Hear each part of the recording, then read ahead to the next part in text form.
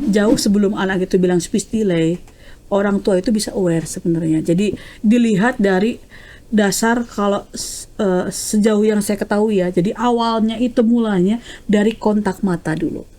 Jadi saat bayi itu istilahnya dia sebulan 2 bulan, dia mampu nggak melihat, mengenali pengasuhnya, mamahnya, ayahnya. Kalau bahasa kita mah ada red flag-nya gitu. Ih, ini kok setahun lebih kontak mata sama orang aja nggak ada, susah gitu loh. Misalnya setahun lebih lagi megang sesuatu mainan aja nggak mau gitu loh. Jangan kan gitu, hal simpel kayak piano bayi itu loh Mbak. Piano gitu dia nggak bisa loh cara menekan. Memang sih rata-rata pasien-pasien kami yang 2 tahun ke bawah itu kalau misalnya awal-awal terapi pasti banyaknya nangis karena kan 2 tahun di bawah itu kan memang sosialisasinya belum sebagus anak-anak di atas 2 tahun ya. Jadi masih bahasa ininya masih anak mami. Masih bau tangan banget lah gitu ya. Jadi kalau nangis mah it's okay lah gitu. Jadi tapi paling enggak gini loh. Kita harus tetap balik lagi, cross check lagi gitu karena kan ya kalau semakin terlambat aduh efeknya jangkanya tuh panjang sekali karena kan sulit sekali untuk memperbaiki malahan.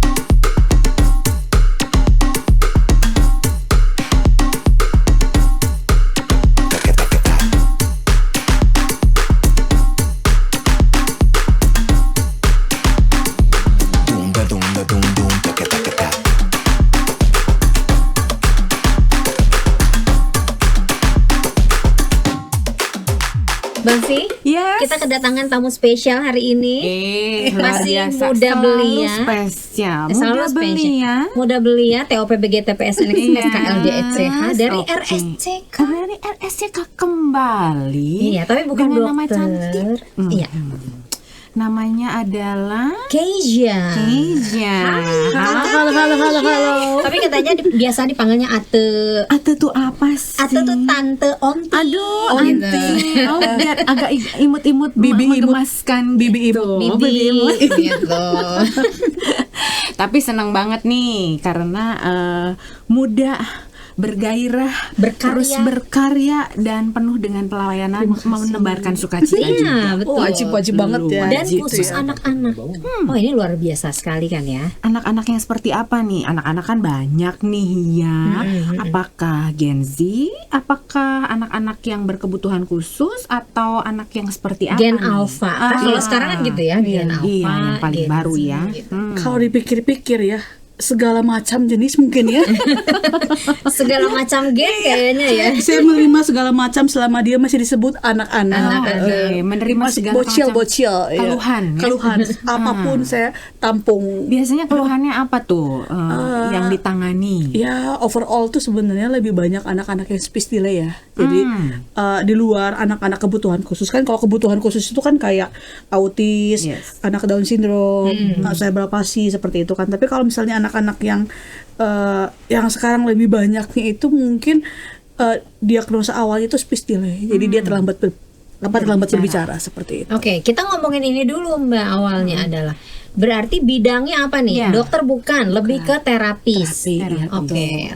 Seorang terapis ya Kak Keisha ini. Jadi kalau ya mungkin karena orang-orang belum terlalu familiar banget kali ya. Jadi bidangnya itu namanya okupasi terapi gitu. Okupasi terapi. Betul sekali. Oke, bedanya sama fisioterapi sama yang lain gitu. Jadi kayak saya jelaskan dulu ya. Jadi ceritanya itu kita tuh segeng. Satu geng itu namanya rehabilitasi medik. Jadi the gang gitu. Jadi di rehab medik ini ada 4 macam teman-teman sejawat gitu. Jadi yang pertama pendahulu yang paling terkenal itu fisioterapi.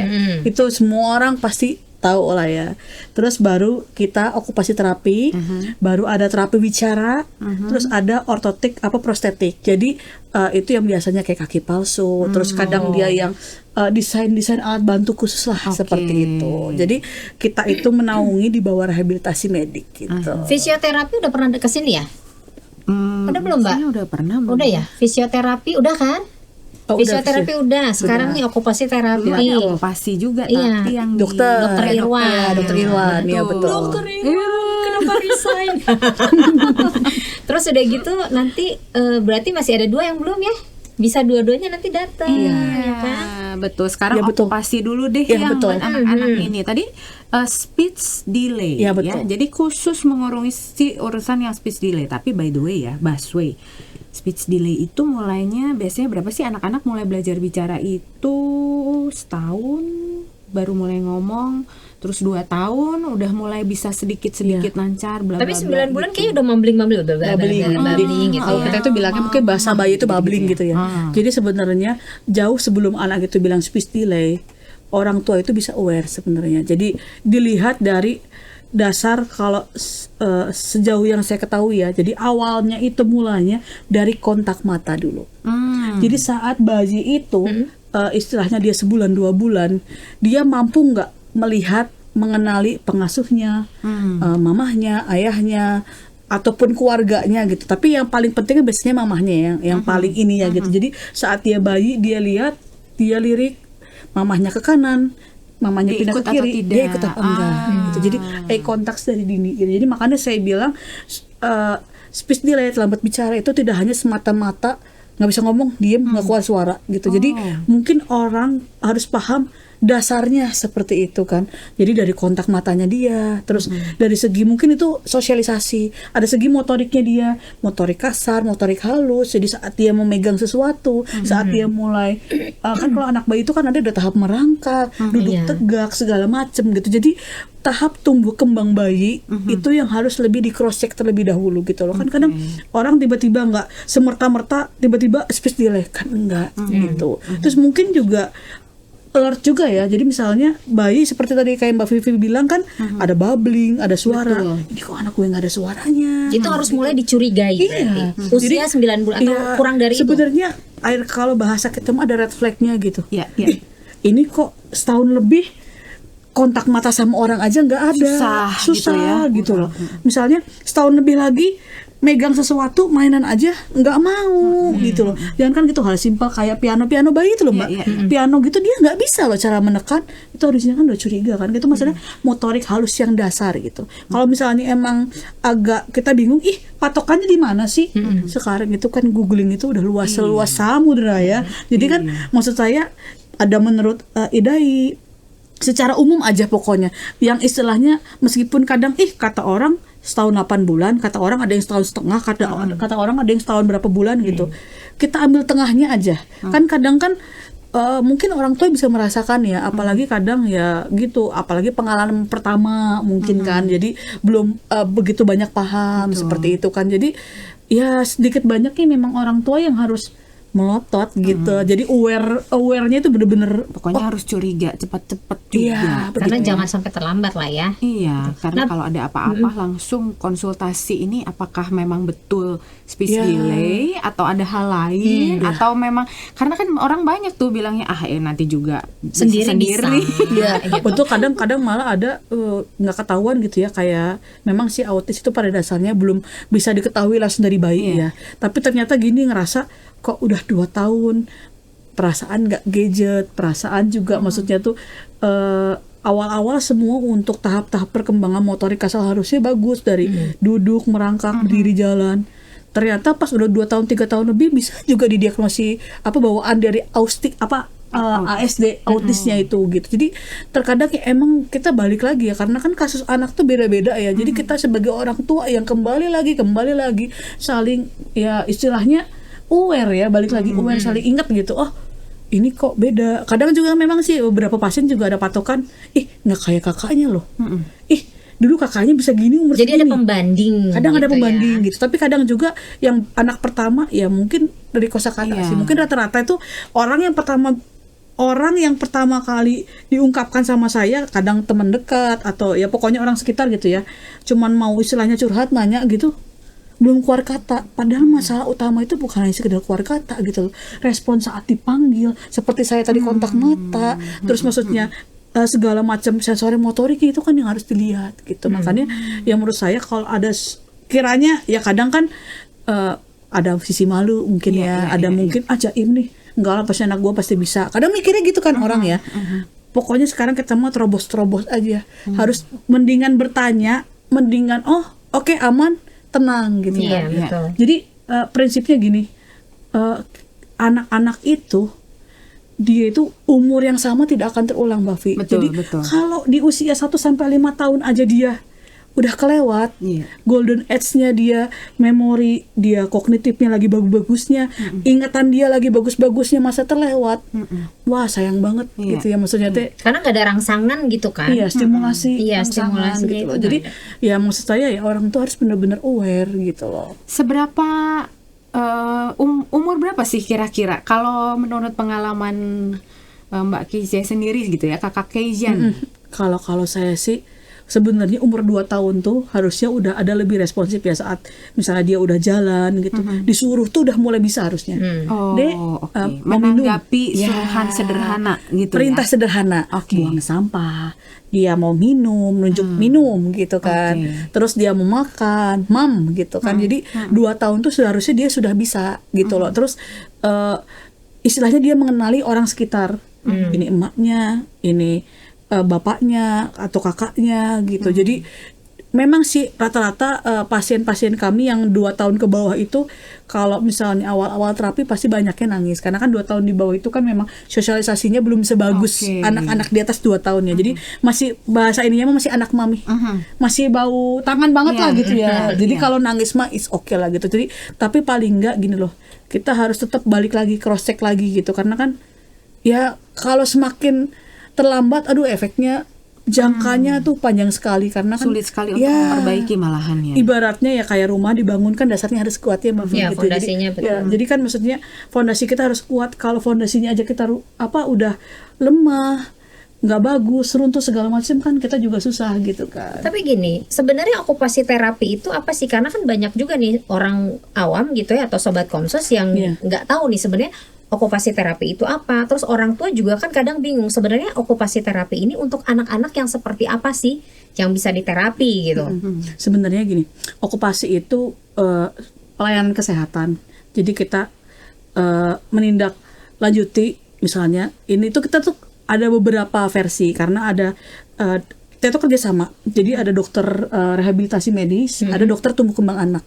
Jadi ada beberapa rumah sakit itu yang bisa nih dari dokter anak yang spesialis tumbuh kembang langsung di sharing ke Rujuk OT. ke- Oke, tapi kalau di kita di RSCK itu biasanya dari dokter tumbuh kembang anak dulu, nanti sekali lagi diobservasi sama dokter rehab mediknya, baru dikasih program ke kami. Entah dia butuh fisioterapi, entah dia butuh okupasi, atau ternyata dia terapi wicara, itu nanti diobservasi lagi gitu. Jadi mungkin lebih detail ya sebenarnya. Jadi nanti dari situ baru kita proses untuk mulai terapi. Di situ itu ada melayani berbagai macam, kalau kita mungkin taunya gangguan ya, gangguan perkembangan istilahnya seperti itu. Ya tadi ada tumbuh kembang anak, dari sisi fokus, sisi mungkin fisik, kan ada cerebral palsy itu jadi seperti anak yang belum bisa jalan umur sekian gitu kan, mungkin keterbatasan. Iya, iya. Anak yang Down syndrome, terus anak-anak kebutuhan khusus seperti autis seperti tadi ADHD, mungkin ADHD itu juga masuk Wah, di dalam. Oh, jadi masuk, jadi mungkin karena kan dia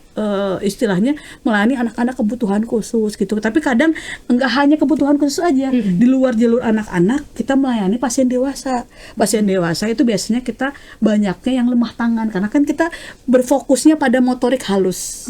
Okupasi terapi itu jadi tangan, motorik kecil, motorik halus. Jadi untuk pasien stroke bagian tangan, mungkin ada pasien kecelakaan, dia jatuh atau kecelakaan kena tangan, kita latihan bagian tangan gitu. Jadi sebenarnya kalau dibilang okupasi apa, terlalu luas mungkin ya.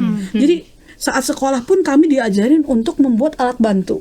Oh. Jadi saya juga karena mungkin ini di rumah sakit, tapi kalau di luar saya bekerja di rumah sakit, saya bisa bikinin pasien misalnya ibu ini stroke, dia Parkinson dia jadi tangannya jalan, otomatis dia butuh sendok khusus. Jadi kayak saya atur itu gimana rupanya, ada pembeban apa biar bisa makan mandiri. sendiri. Oke. Jadi emang tujuan utama di final akhirnya itu kemandirian. Anak-anak finalnya dia bisa mandi sendiri, makan sendiri. ADL, activity daily living. Jadi itu keseharian mereka kita memandirikan sesuai dengan usianya gitu. Kalau misalnya, aduh, anak gue nih udah mau SD belum bisa mandi sendiri, oh kita lihat dulu dari alur bawahnya gitu loh. Kita lihat, jadi misalnya ini apa nih yang miss nih, ternyata dia takut misalnya, jangankan gitu, takut sama air dingin misalnya, dia nggak berani apa-apa, ya kita lihat sensorinya bermasalah nggak. Jadi nggak sekedar ini anak ini cuma nggak bisa ngomong titik, enggak. Antara A dan B itu juga anak-anak seperti itu tuh harus runtutnya itu panjang gitu, harus dilihat apakah sensorinya, apakah emang kata orang-orang yang banyak bilang karena gadget kan, karena istilahnya Mas banyak stay di rumah gini terus gitu kan. Tapi bener loh, anak-anaknya temenku ya, emaknya tuh seumuran kita Mbak Vi gitu ya. Jadi senangnya main. Ayo kemana kek, ke alam kek atau ke mall gitu ya minimal gitu. Kalau nggak mau ke alam karena musim hujan gitu, yang penting kita keluar rumah deh. Anak-anaknya enggak di rumah aja, males mau nonton, mau main game.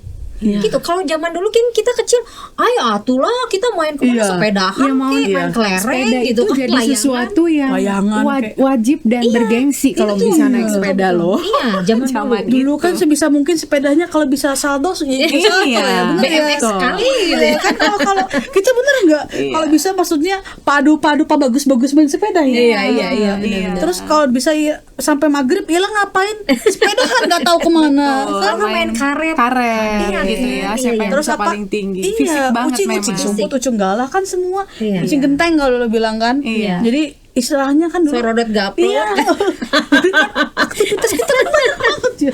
Tapi susahnya ya sekarang itu kan dengan kemajuan zaman, terus juga memang dengan beban yang ada untuk orang tua sekarang, karena harus kalau nggak dua-duanya kerja, kadang-kala agak pusing juga gitu. Tapi kan itu ya, bukan gitu. sorry to say. Mungkin orang akan menjudge gini, lu belum punya anak, jadi lu nggak paham nih apa yang kita rasakan gitu. Tapi kalau misalnya dilihat dari sharing teman-teman yang punya anak, yang dua-duanya bekerja dan masih bisa menyediakan waktu untuk keluarganya, rasanya agak aneh juga ya untuk orang tua yang nggak bisa menyediakan waktu untuk kedua atau untuk anak-anaknya, untuk keluarganya gitu. Tergantung kayaknya ya San ya. Ini kita masing-masing punya teman-teman juga yang mereka bekerja di lokasi yang berbeda-beda. Lokasi itu juga menentukan tuh. Betul. Hidup di mana misalnya ya, di agak di mana, bukan di Bandung ya, kita kan stay-nya di Bandung nih. Jakarta, Bekasi, yang areanya sangat-sangat metropolis dan perkotaan sekali gitu ya, dengan misalnya masih ada di Garut, Pangalengan misalnya gitu. Itu juga beda loh gitu ya, bagaimana kita hidup bersama dengan anak-anak itu. Karena kalau yang ini nih, banyak teman-teman yang kerjanya di Jakarta itu merasa kepusingan sekali dengan urusan membagi waktu. Itu betul. Mereka datang ya, punya rumah, pagi-pagi harus nyampe di kantor jam 8 pagi. Berangkat dari rumah jam 6:30. 6:30 itu kan belum persiapannya tuh, karena kan perjalanan 1,5 jam ya. Pagi-pagi nyiapin segala rupa, nggak keburu mereka ngobrol. Jadi capek di jalan, lebih banyak waktunya di jalan gitu. Apalagi kan kota besar ya, macetnya luar biasa ya. Belum me time ya, mereka mau fitness juga. Nah gitu. Nah kalau misalnya ngomongin kayak gitu, berarti kan anak juga butuh waktu untuk keluar gitu kan. Kalau misalnya saya sebagai orang tua harus me time, harus punya waktu. Hey, tar dulu nih, ada anak di rumah yang butuh waktu kalian juga gitu. Kan kalau sesuai terapi gimana? Iya, makanya kan saya juga kan suka bilang terapi sih. Karena ya maksudnya kan saya juga bertahun-tahun menghadapi dengan alasan orang tua seperti itu. Bukannya saya mengkampingkan ya, zaman sekarang ya in this economy ya bilangnya kan ya. Jangan bilang miskin ya, jadi ya semua serba sulit. Cuman kan gini loh, waktu itu terus berjalan. Betul. Anak di usia 1 tahun, 2 tahun, 3 tahun, 4 tahun, 5 tahun itu nggak akan terulang lagi gitu loh. Sedangkan mereka nggak minta dilahirin lagi ya. Bener nggak? Bener. Gimana dong? Siapa juga yang mau request gitu kan? Maksudku gini loh. Ya meskipun omonganku agak jahat sih ya, maksudnya ya kalau belum siap jadi orang tua ya jangan jadi good parent dulu dong. Karena gini loh, dibalik orang tua yang siap semua, anak-anak itu pasti aman terkendali gitu loh. Bukannya kita menyalahkan ya, tapi kan kita di sini juga sama-sama belajar ya. Sharing lah setidaknya. Jadi setidaknya yang udah-udah gitu loh. Kayak ada pasien saya, dia itu memasuki usia SD gitu. Tiba-tiba saya tanya, kan pertemuan pertama, Mah, keluhannya apa? Kataku gitu kan. Iya tuh, itu ini mah yang rusuh bawa terapi wae teh gurunya cenah nggak bisa fokus. Jadi di sekolah teh riweuh wae, jadi nggak bisa duduk diem, nggak mau nulis atau gimana atau tuh ini teh mau SD cenah gini. Saya teh gini, maksud saya tuh kan anak udah umur segitu baru dibawa, dia dengan keluhan dia ngerasa gurunya yang komplain. Saya tuh gini, lah anak nggak bisa diem di rumah, maksudnya di sekolah tuh kan nggak semata-mata langsung kelihatan. Terjadi, di rumah tuh kan pasti kelihatan ya, maksudnya ya jangan kan tidak hanya di sekolah juga betul. ya. Apalagi setelah saya tes kosakata itu terbatas, jadi cuman nggak ada dia nanya. Jadi gini, dia hanya menjawab apa yang saya tanya. Dia umur mau SD 6,5 tahun, saya tanya ini warna apa, oke dia jawab. Secara kognitif warna, ini binatang apa dia tahu, angka, huruf dia tahu gitu. Tapi dia nggak ada ngomong tante ini apa. Jadi feedback dari dianya tuh nggak ada. Jadi dia tuh cuman pasif aja itu ya, terima dari omongan kita doang gitu loh. Dan ya benar-benar terbatas. Kadang ada kosakatanya juga masih yang istilahnya masih kurang gitu menurut saya gitu ya. Jangankan gitu duduk untuk memasang puzzle sederhana. Puzzle itu kan melatih fokus hal paling sederhana ya. Sebenarnya anak 2 tahun pun sudah bisa diajarkan. Puzzle kita itu loh, Mbak Cisan, Mbak Vi, yang ada apa? Ada kayak ya bentuk sama dipasang gitu, bentuk ya penuh dan utuh betul. Gitu ya. Dia nggak bisa. Oh nggak bisa. Nggak bisa.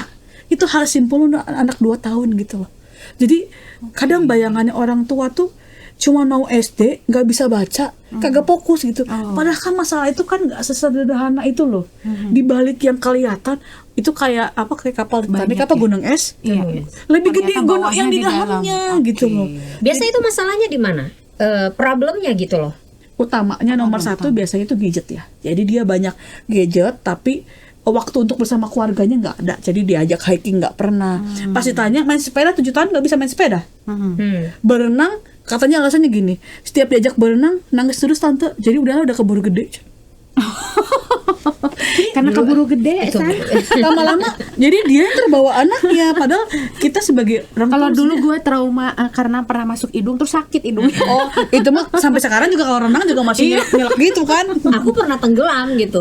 Tapi kalau misalnya ke kolam renang main, ya udah main air, berendam jalan tapi nggak berenang gitu. At least masuk ya, karena kan tetap maksudnya kan itu tuh kalau mungkin zaman dulu hal biasa ya untuk kita. Tapi kalau kita gitu, jadi sekarang kayak gini juga ya, tante hal biasa aja mandi sendiri gini.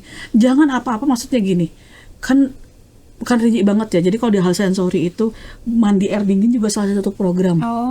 Jadi karena kan dia apa-apa bayangin udah gede, dia mau harus mandi air panas terus kan ini ya, maksudnya dia harus latihan gitu ya. Jangan kan gitu ya katanya, karena dia nggak mau ribet di sayanya. Jadi apapun alasan yang saya kasih advice, ribet orang tuanya yang ribet tante. Terus saya mikir, Ari kalau mau punya anak nggak mau ribet, kumaha gitu kan.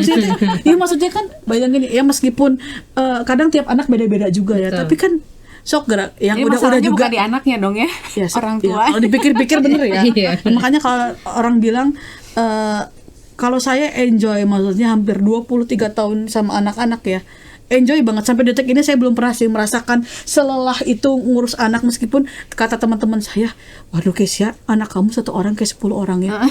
Jadi kalau anaknya nggak tahu gitu ya, kita lagi baru ngambil mainan, dia udah di atas kayak Spiderman. Jadi maksudnya kan istilahnya seaktif itu. Tapi saya belum pernah ngerasa gimana gitu.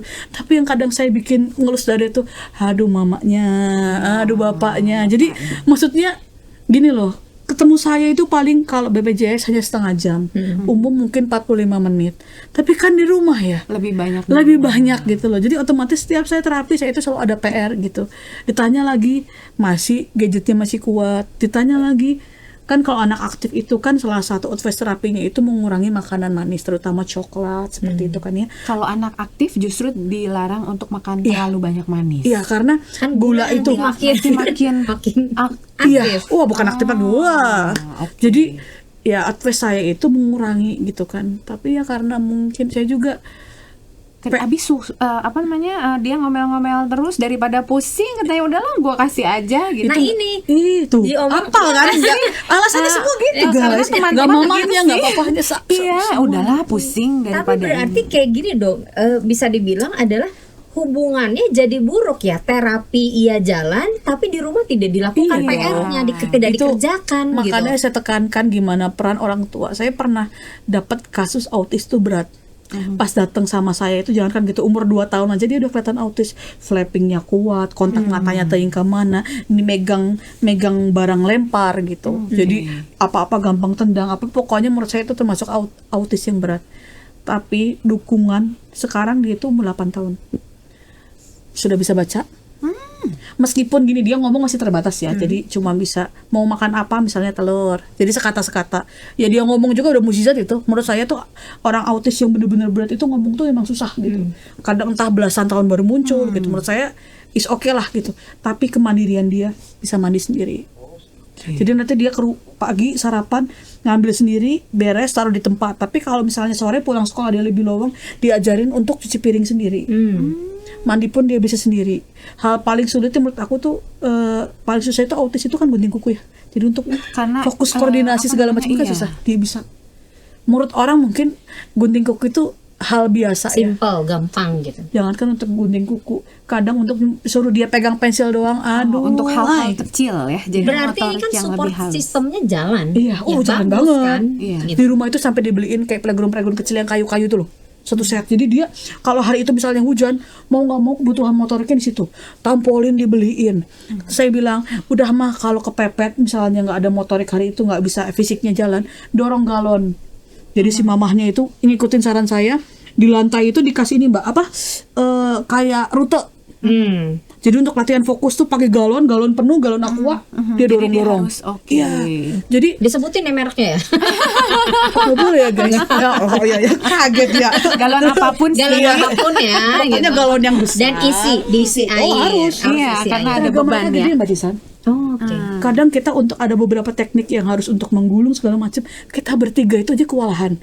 Padahal anaknya mungkin hanya 10-12 kilo ya. Seriusan. Makanya kemarin juga ada beberapa pasien juga yang bilang, tante aku pertama kali teknik menggulung aku ngejengkang wae cuma. Ya karena ya kebayang. Ya kata-kata sama bapaknya mah kalau sendiri nggak akan kepegang gitu. Jadi balik lagi ya ke anak yang tadi ya. Jadi sekarang anak itu udah baca. Udah bisa baca, udah menulis loh. Jadi jangankan baca menulis ya, maksudnya hal sederhana aja dia bisa gitu loh. Menurut saya tuh yang amazing banget gitu ya. Itu yang diagnosis autis kuat, berat, dan kesehariannya itu menurut saya amazing banget. Berarti sebetulnya yang paling penting itu adalah support system ini gitu ya, orang tuanya, orang-orang Iya, terdekatnya betul. yang mendeteksi dulu pertama. Betul. Berikutnya secepat mungkin datang ke orang yang bisa menolong dia. Betul. Jadi gini, saya pernah paling epic banget ya. Jadi itu kan di daerah Bandung Barat, Raja Mandala ke sana itu kan jadi udah biasa ya katanya tuh kalau satu kampung itu banyak saudara kan. Jadi memang yang sering ikut neneknya. Ini neneknya baik banget emang.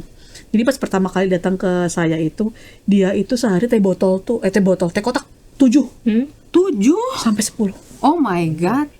Jadi susu itu mungkin sekitar lebih Susu dari 10. kotak maksudnya. Teh botol, susu kotak itu beda-beda minum. Jadi dia teh botol iya, susu kotak masuk. Jadi kontak mata kemana-mana, wah kacau. Kayak ya Umur bener-bener. berapa? Waktu itu pas datang saya 3 tahun ya kayaknya ya. Oh my god. Oke. Jadi seriusan. Ada ya seperti itu. Banyak, bukan ada lagi. Ini pasien kayak saya yang seperti ini bukan 1-2 orang aja. Itu gitu. menyebabkan jadi makanan itu apa asupan Mana itu dia juga kan gadget, menyebabkan. terus kan gadget terus kan nggak pernah keluar sama sekali. Nah terus karena mungkin program saya kan jalan, gadget stop, dia itu sampai ke masjid noain. Tong diberenya inci urang jadi Oh, sampai gitu. iya jadi bener maksudnya itu saking supportnya gitu. Tapi Iya, menurut saya tuh effortnya keren banget ya, karena kan itu saudara semua Mbak. Betul. Oh iya. Jadi iya. takutnya ada yang ngasih jajan Betul, apa. betul. Jadi bahasa Indonesianya mah cucu saya jangan dikasih makanan jajanan manis ya cenah. Lagi di stop ke terapi cenah. Tapi benar dilakukan itu. Dilakuin. Sama semua saudara-saudaranya satu kampung Jadi itu. sampai akhirnya kan tahu kalau misalnya pas lebaran itu kan 2 lebaran sama saya tuh 2 tahunan gitu. Dilakuin jadi semua juga tahu. Jadi Perkembangannya bagus berarti ya. bagus. Jadi istilahnya tadinya nggak ada diajak ngomong tuh ditanya bocahnya misalnya namanya sebut aja ya namanya Dedi gitu ya. Dek ditanya ini warna apa? Nama gitu. Jadi dia nggak bisa jawab tadi bubbling apa segala macam. Ternyata diajak ngomong udah normal. Jadi karena memang mungkin dia nggak ada penyerta apapun ya, jadi nggak ada, ini digaris bawain, jadi nggak ada autisnya, mungkin nggak ada bawaan apa, jadi murni kayak pola asuh aja sih gitu. Jadi sebetulnya kalau udah support system sampai segitunya ya emang bener udah bisa normal sekali kuliah SD kelas 2 gitu. Tapi berarti pola asuh atau kebersamaan bersama dengan keluarga itu Jadi emang, diperlukan sekali. Bukan diperlukan, menurut saya itu nomor 1 ya. Jadi maksudnya kami itu hanya membantu, kami itu hanya menjembatani gitu loh. Kalau misalnya jembatan kami cuma sampai tengah, sisanya untuk mencapai jembatan selanjutnya nggak ada bantuan dari rumah, ya kita cuma stagnan aja di tengah-tengah. Oke, dari sini maju mungkin sedikit, nggak mungkin sampai ujungnya, itu akan lama gitu. Kecuali kalau ada orang tua bantu pelan, lama-lama kan kita sampai ujung gitu loh. Soalnya effort ya, kadang-kala melihat anak yang seperti itu buat orang tuanya, mungkin ya kalau kita menempatkan diri jadi orang tuanya gitu, melihat dia begitu, dia nggak tahu, orang tuanya mungkin nggak merasa bersalah ya, karena belum tahu ya itu tuh kesalahan dia juga sebagian gitu, bukan hanya soal urusan genetik atau apapun itu gitu ya. Dia ngerasa tersiksa juga dengan melihat anaknya seperti itu. Jadi dia datang ke terapis itu ingin memberikan sedikit, berbagi beban istilahnya. Tapi akhirnya semuanya dikasih ya, karena gitu. buat dia juga tidak mampu keluar dari dirinya sendiri juga. Jadi kesalahan orang tua yang dua-duanya sih harus diterapi dengan cara yang berbeda. Mungkin ya kalau ya menurut saya sih, kalau misalnya mereka nggak mau istilahnya mengubah segala macam apa yang udah dia lakukan keseharian di rumah, wah susah banget buat saya. Jadi sebenarnya apa yang harus dilakukan orang tua nih untuk anak-anak yang mengalami ini gitu? Hal pertama sih, dia screening awal itu ya. Jadi kayak tadi kita lihat, kalau misalnya saya punya anak bayi atau saya masih umur setahun 2 tahun, dilihat, searching lah, mau jago searching mas sekarang atau pada AI, ChatGPT, Gemini banyak tuh sekarang. Ya pokoknya dilihat, diamati gitu. Kira-kira, anak saya ada kontak matanya nggak, seperti saya tadi bilang, dia responsif nggak sama mainan, sama suara-suara, dia kaget, nangis apa seperti apa. Terus selama ini sejauh ini mikir nggak, bagus itu bayi-bayi itu pagi sore itu selalu diajak berkeliling gitu dari bayi ya. Jadi minimal berapa jadi aktivitas motoriknya yang dilatih. Jadi sehari itu bisa pagi sore. Kalau misalnya kerja ya udah kan ada pengasuh, kan ada nenek, ada kakek. Jadi kita bisa lah gotong royong. Maksudnya meskipun inti dasarnya semua dibebankan orang tua, tapi kan orang tua juga punya support system yang lain gitu. Kalau alasannya ada pengasuh, ya pengasuhnya dimaksimalkan. Jadi orang tua juga, saya sering ngomong gini, mah kalau ternyata nanti si bibi atau si ate atau si nenek atau siapapun yang ngasuh full dikasih tugas buat PR saya di rumah, jangan bebankan pengasuh sama tugas rumah yang lain. Misalnya nyapu, ngepel segala macam. Udah dipisah, lu fokus. Berarti ya? Iya dong. Ya sekarang ngurus anak sama ngurus rumah pusing juga. Jadi maksudnya saya sebagai penengah, istilahnya kalau mau fokus dulu sama anak berarti rela rumah berantakan, tapi program terjalani gitu loh. Jadi ya harus prioritas ya. Iya betul dong. Jadi ya kalau misalnya mau semua ya gimana? Yang udah juga alasannya, kenapa Bi kok masih nonton? Ya kan bibi kudu nyuci, bibi kudu ngejemur cina. Ya kan berarti kan kita harus, ya kita juga bijaksana ya, maksudnya sebagai orang tua ya udahlah, nggak bisa semua juga dikerjakan gitu. Berarti itu tadi screening, kita harus tahu nih awal-awalnya, terus ngajak jalan pagi sore, terus minimal sejam atau 30 menit cukup? Sebenarnya 15 menit jalan-jalan komplek juga nggak ada 15 menit ya. Sambil gini, kalaupun bayi meskipun dia belum ngerti, diajak cerita, diajak bernyanyi, ya komunikasi intinya sih sebenarnya. Nah itu yang paling susah tuh sebetulnya ya, problem orang tua di zaman sekarang ini tuh memang itu, karena mereka ngerasa itu tadi waktunya kurang. Begitu mereka pulang ke rumah, anak udah tidur. Iya. Ada yang begitu kan? Banyak. Baru lahiran kan cuti cuma 3 bulan misalnya gitu ya. Terus udah gitu bingung ini gimana caranya menitipkan anak ini kalau nggak punya neni di rumah gitu ya. Ya sudah, titipkan siapa, atau daycare atau apa. Tapi kan itu juga sangat terbatas sehingga waktu mereka ambil pulang kerja, mereka tuh udah exhausted sebenarnya kan gitu loh. Ya, cuman kalau prinsip saya tuh gini. Oke, please lah kalian berdarah-darah dulu 5 tahun awal, berdarah-darah, mau jungkir balik, mau apa segala macem, kepala jadi kaki, kaki jadi kepala, itu 5 tahun aja. Kalau 5 tahun semua kebutuhan tumbuh kembangnya terpenuhi, udahlah. SD tuh mereka jangankan SD, kadang TK juga mereka udah punya Itu bagian dari tanggung jawab sebagai orang tua. Satu itu tanggung jawab, tapi bertahanlah gitu loh. Toh waktu anak itu nggak akan pernah lama. Jadi gini loh, kita punya anak mungkin seumur hidup, bisa kita lihat anak kita sampai umur 50, 60 tahun kalau Tuhan kasih umur panjang. Tapi kan 5 tahun itu nggak ada apa-apanya sebagai dasar gitu loh. Makanya saya prinsip ya alasannya saya juga kadang banyak juga, terutama yang single parent ya, kasihan sih. Saya juga maksudnya banyak banget yang maksudnya jangankan gitu untuk sosok ayah aja mereka nggak punya, berjuang setiap hari untuk istilahnya makan gimana. Jadi banyak banget, sampai kalau dipikir home program gini-gini ini ya, kalau ini jalan ke sini mahal gini-gini, sampai gini, maaf ya, pasien saya itu ada yang nggak bener-bener nggak punya gitu ya. Jadi maaf bapaknya itu cuman jadi supirnya di tukang toko bangunan tuh loh. Kan kalau di supir toko bangunan tuh kan bawa pasir cuman nganter itu doang gitu bapaknya tuh. Tahu nggak, saking ininya minta ke bosnya kadang batu bata buat latihan fisik.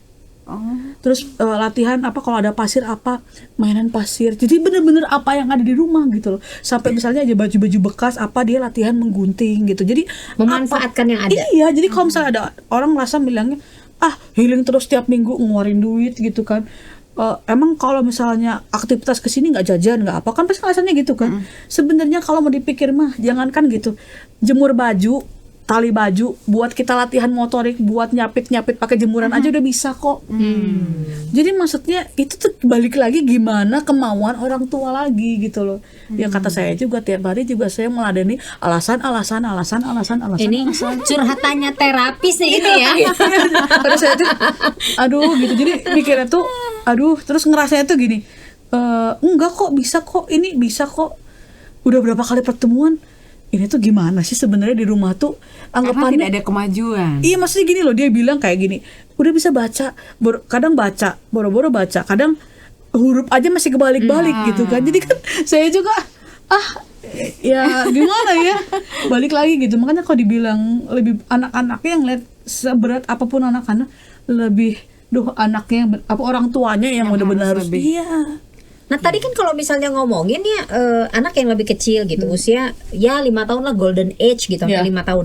Tapi ternyata baru ketahuan itu udah lumayan besar anaknya, udah 7 sampai 8 tahun gitu. Ini menjalani okupasi terapinya masih red flag atau gimana ya kalau dibilang kasus kayak gitu banyak banget. Apalagi saya pikir ini 2 tahun terakhir ini dulu itu kan jarang-jarang ya San ngomong-ngomong gitu ya. Apalagi urusan speech delay itu ya. Kayaknya dulu ya 1-2 sih kalau dari ini. Tapi sekarang itu karena dulu gadget nggak ada. Awalnya sih emang COVID ya, pasti orang selalu nggak memungkiri karena COVID awalnya, karena kan untuk bersosialisasi mereka ini kurang banget kan COVID. Jadi apalagi yang kata Mbak Jisan tadi, menurutku itu banyak banget apalagi sekarang. Dan yang parahnya lagi yang sadar itu bukan orang tuanya. Ya seperti tadi saya bilang, yang nyuruh itu malah gurunya karena nggak fokus gitu. Jadi banyak. Kalau dibilang bisa optimal nggak ya tante nanti baru datang juga udah tanya gini, tante ini terapinya berapa lama? Tante ini nanti bisa baca? Saya selalu bilang hasil akhir. Saya selalu bilang gini, jangankan gitu, kita tipes aja pemulihan sebulan. Itu penyakit, maksudnya penyakit yang secara ini ya, batuk pilek seminggu baru benar-benar beres. Ini maksudnya yang kita nggak tahu. Saya bilang gini, mama kalau mau anak cepet beres di rumah dilakuin nggak? PR dilakuin nggak? Terapinya kadang juga kan terapi juga bolong-bolong. Kadang terapi kadang enggak. Kadang datang, kadang enggak. Biasanya kalau terapi itu apa? Mereka dirangsang untuk apa? Macam-macam. Jadi tergantung kebutuhan. Makanya saya bilang, kadang anak ADHD A dengan B aja susah. Misalnya gini, anak ADHD ini dia sudah bisa segalanya, kognitif segala macam. Tapi duduknya nggak bisa tenang. Itu kita terapinya kasih energi fisik. Jadi ada mungkin lompat tamporin sambil, pokoknya banyak media alat gitu. Makanya jadi latihan keseimbangan seperti itu untuk anak ADHD yang A. Kalau yang B misalnya dia justru lebih tenang, tapi untuk ngomong sama orang misalnya kurang nyambung. Berarti nanti kita cari aktivitas yang lain lagi. Misalnya entah rata-rata mungkin diet gula dulu sih ya. Diet gula sama sering sosialisasi sama orang. Tapi ya kita lihat gitu. Jadi kalau ditanya tidak ada patokan resmi. Jadi autis harus A, autis B harus sama-sama A, tidak. Sesama anak kembar pun yang saya terapi itu banyak yang memiliki masalah keterlambatan gini. Tapi nanganinya Beda. wah jauh. Kadang yang satu saya tuh kan maksudnya gini, yang satu seneng banget sama otomotif, yang satu lebih seneng dino. Ya udah, jadi terapis yang satu kita pakai misalnya main slam, dia kan kadang sensornya masih jelek, kayak bahasa Indonesia menjijian gitu ya. Slamnya cemplungin ke dino. Oke. Nanti putihnya kita cemplungin ke kereta gitu. Jadi ya karena anak-anak itu punya dunianya ya. Jadi kita yang berusaha masuk Untuk gitu. masuk ke mereka. Ya kalau ditanya kok bisa sih? Ya nggak ada yang nggak bisa kalau menurut saya ya. Maksudnya kalau kita niat, hati kita tulus, dan anak-anak tuh nggak bisa bohong loh.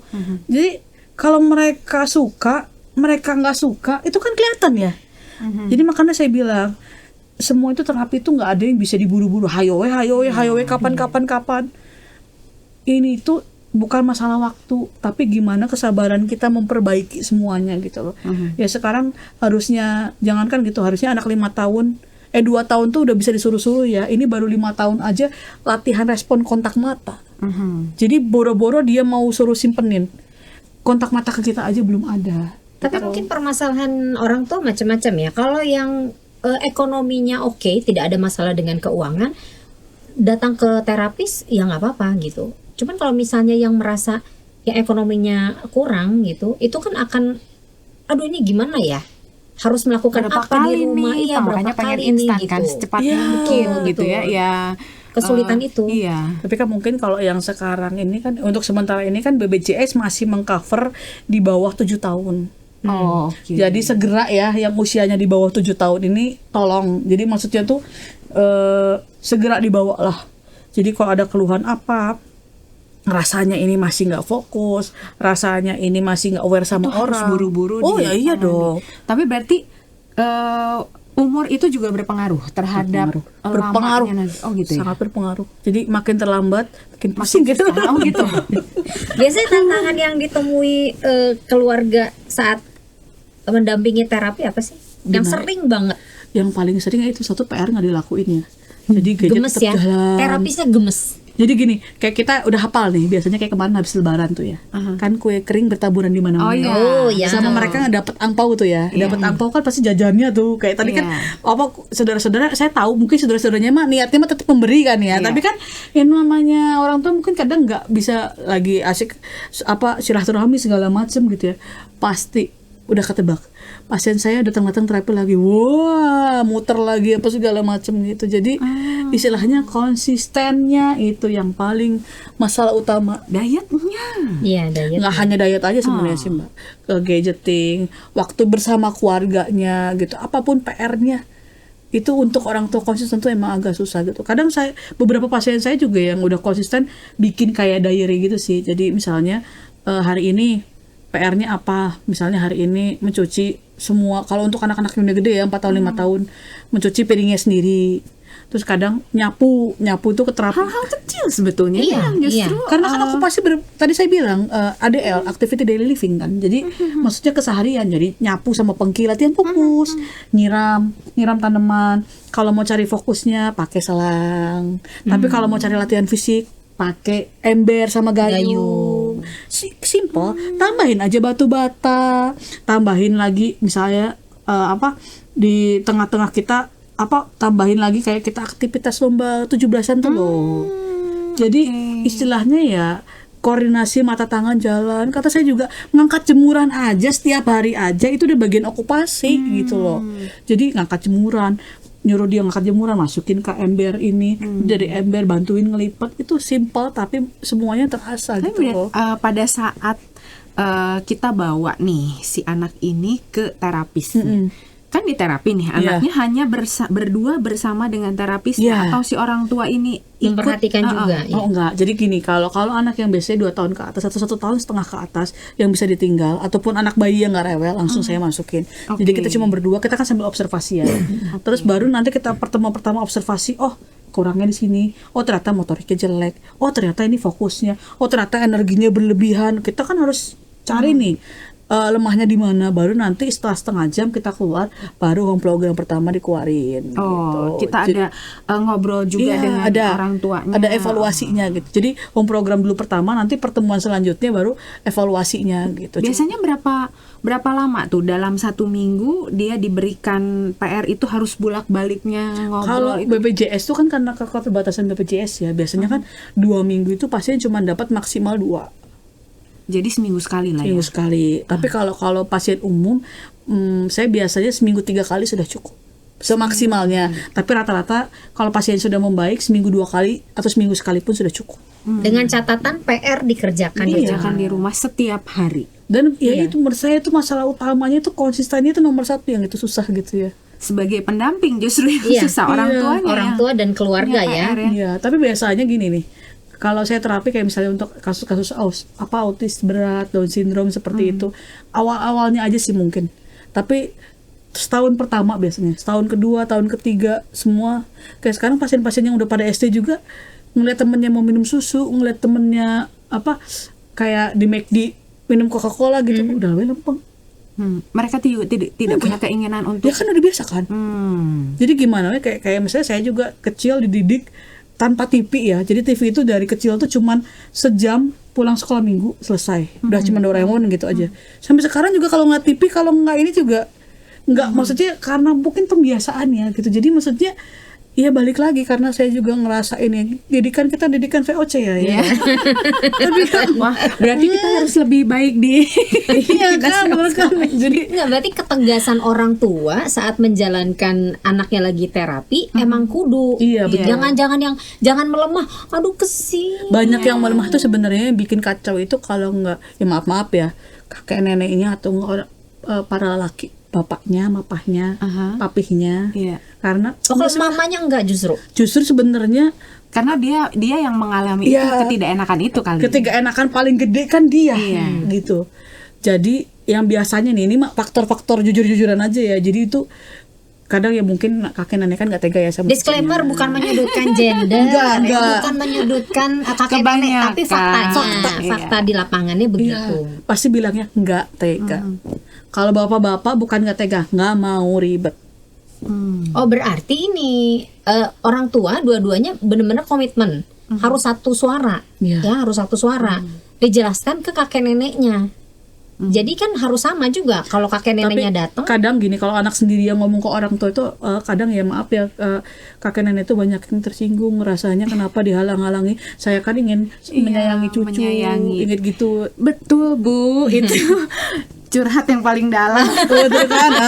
Tapi Karena kami jadi merasa orang tua yang durhaka kepada orang tua karena mereka mau baik hati, kok gue yang nggak boleh. apalagi yang keluhan terutama itu yang kakek neneknya yang ngasuh, jadi nggak pakai pengasuh, itu lebih nggak enakan lagi gitu.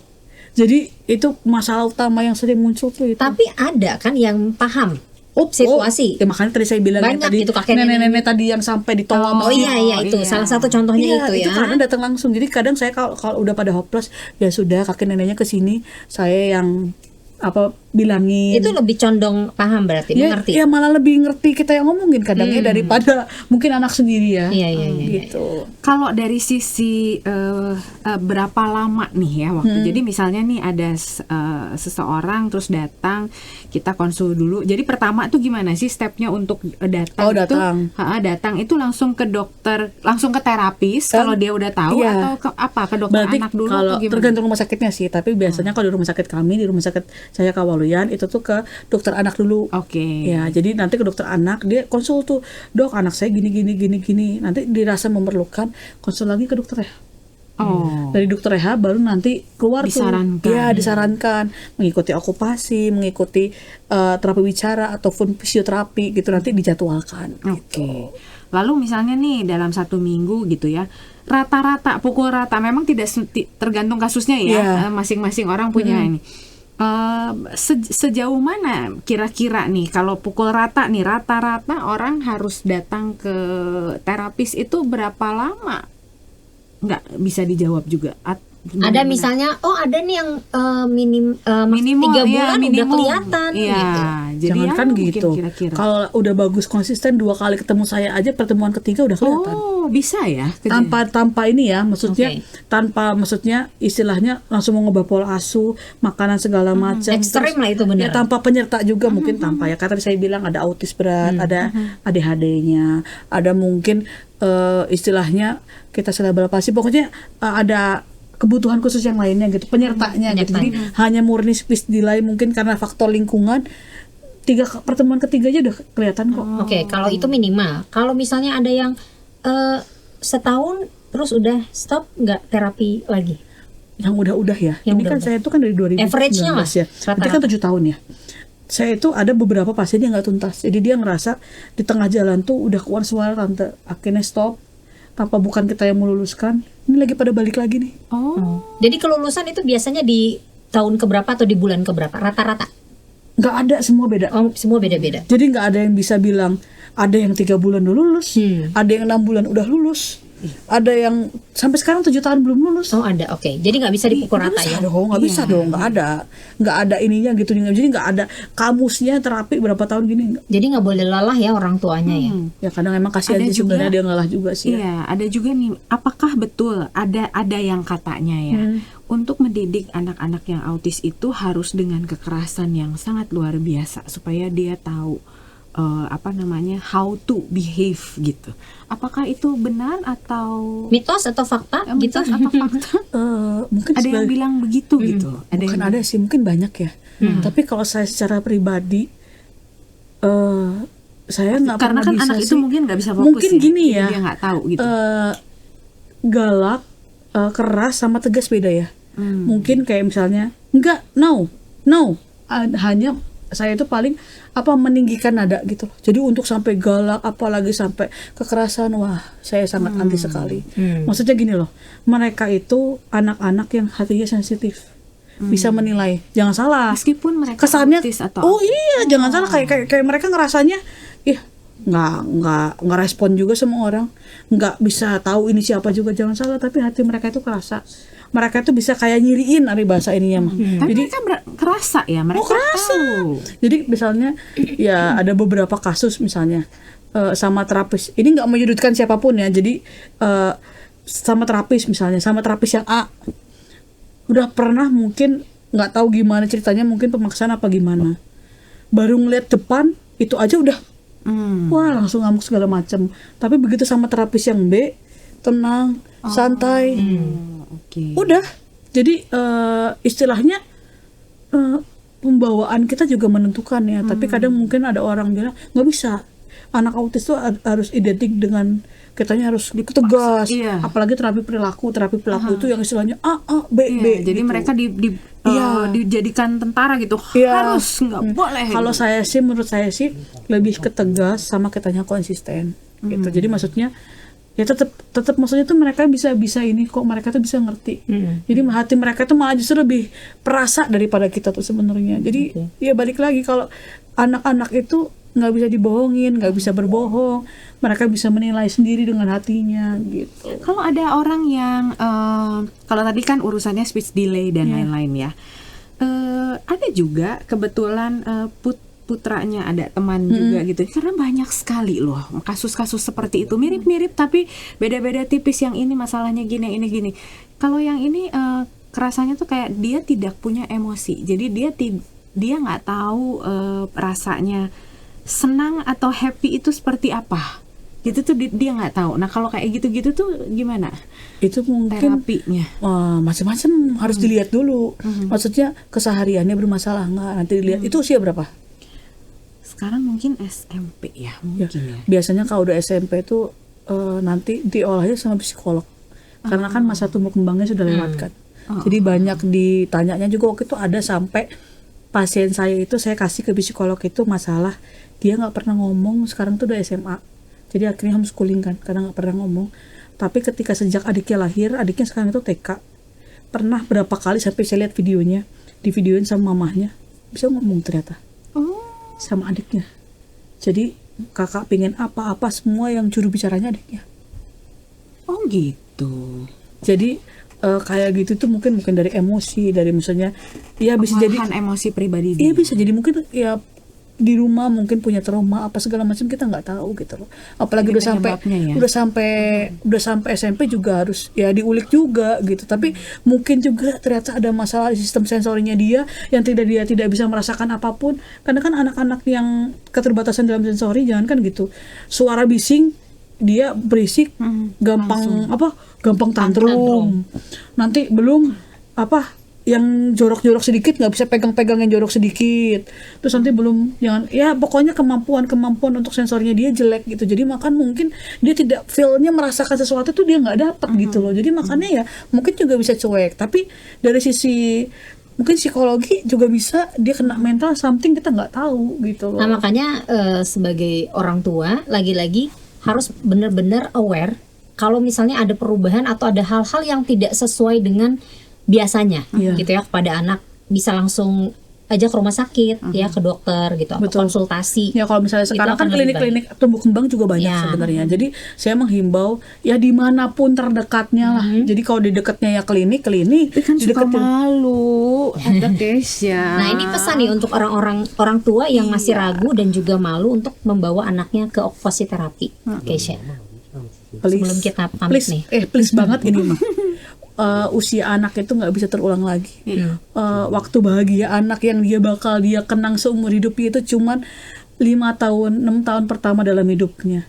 So kalau kita nggak menangis-nangis dahulu, kita nggak bisa bersenang-senang kemudian kan. Maksud saya istilahnya please lah.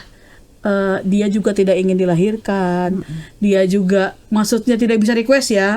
Maksudnya apapun itu kan kita harus kasih yang terbaik gitu ya. Jadi turunin ego, terserah nanti ke depannya itu waktunya SD belum SD, itu waktunya TK belum TK, kesampingkan mah hidup kita gitu ya. Maksudnya yang menjalani kita tahu yang terbaik buat anak, turunkan ego, yuk kita sama-sama berjuang gitu. Saya juga semangat kok kalau misalnya dapat pasien yang overall yang mau berjuang ya, apapun ya, kata saya keterbatasan nggak punya pun, mau sampai karung beras pun dia bisa jadi untuk media PR saya untuk terapi gitu. Jadi maksud saya nggak ada yang nggak mungkin, nggak ada yang nggak bisa, dan ya asal mau, asal konsistensi sebenarnya. Jadi ya tolonglah, maksudnya bekerja sama lah dengan ya, mungkin namanya kita manusia ya, bukan robot, capek, istilahnya ada waktunya sedih, ada waktunya berat, bertahun-tahun terapi.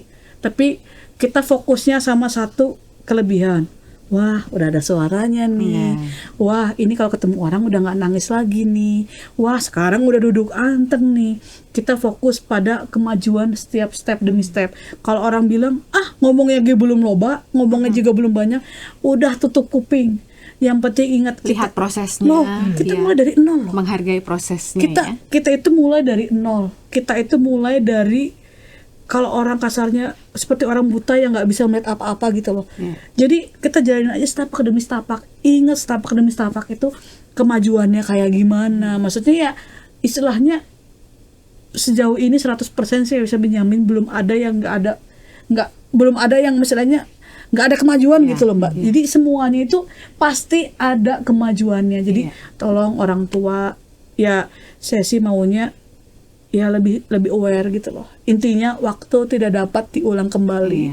Penyesalan kan nggak ada yang selalu datang di awal ya. Pendaftaran bener. Daripada menyesal, syukur-syukur pas kita screening, oh ternyata ini cuma butuh ini, oh ternyata ini is okay, daripada enggak.